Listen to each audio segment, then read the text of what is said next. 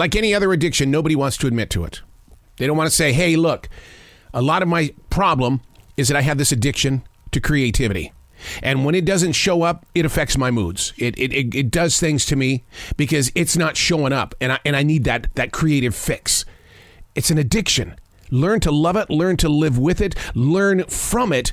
And build up that relationship. Unplugged because we will always say yes to creativity. Totally Uncut because we all make mistakes. So turn it into a tool. This is Arroe Unplugged. I openly admit I've always been a content junkie.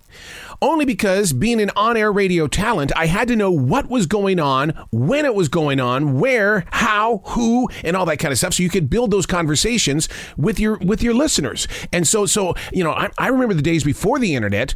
The only thing we had was the local newspaper, Cosmopolitan Magazine, and the USA Today. That's where we got our content. And so I would just rip through that stuff like you wouldn't believe and get information. And when there was nothing there, I would tear myself apart. And it was like, how am I supposed to do a show? Because I wouldn't rely on my own God-given talent. I had to get content, thinking that was my only true connection to a radio listener. So do I want to step back into the past and see if I can change any of that? Oh, no.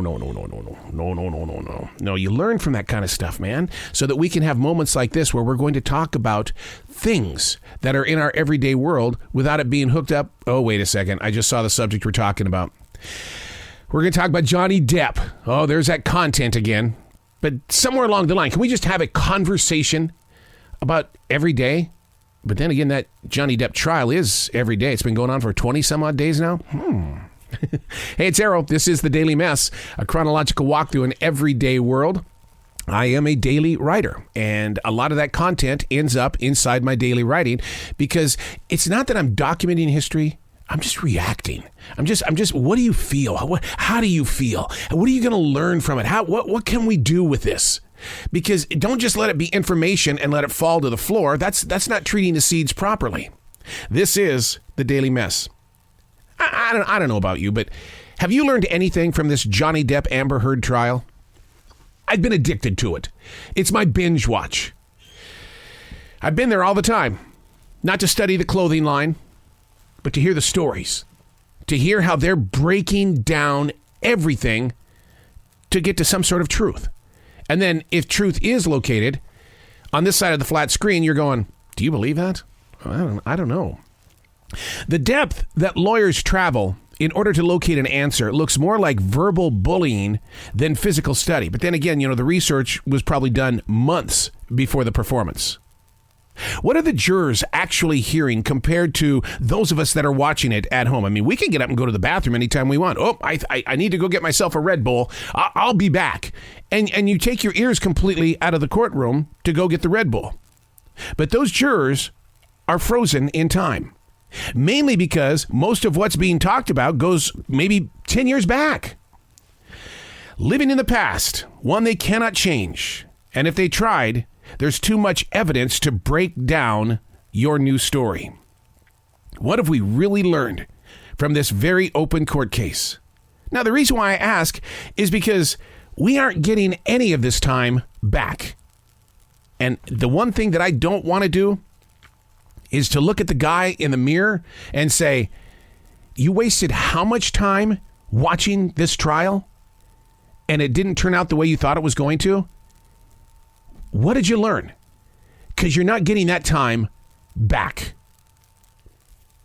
We can say that about a lot of things in our everyday life. Those moments where it's like, we choose for several days and it becomes a habit that we're not going to do anything. Or my wife reads a lot of books. I love that she reads books. And it's because, it allows her to visit other worlds. It allows her to get into where your imagination is going to take you. But the amount of hours that she reads, I do wonder, what could you have been doing? Because there are things that we do that we basically, the only reason why we finally accomplish it is because we get tired of procrastinating. We get tired of reading books. We get tired of going into the studio to record podcasts. We get tired, so therefore we have to go do something else, or we have to put it on the Google in order to say, yeah, you got to go work out today. How do I know that? Because I put it on the Google calendar that I have to work out. And so what are we doing in these everyday worlds where it's like, okay, this is the most important thing we're going to do today. We're going to watch the Johnny Depp Amber Heard trial, but we're not going to get the time back. What did we learn from this? Have we learned anything from the lockdown? Those 2 years that we were locked down? What did we learn? What I've heard is we learned to discover that we have personal wants and needs. And part of those personal wants and needs is to take life easy, to let other things have all the stress and the drama. And maybe that's what the binge watch is that I'm just turning things off. While they do their thing on the screen, I don't have any worries in the world. That's their drama. It's not mine.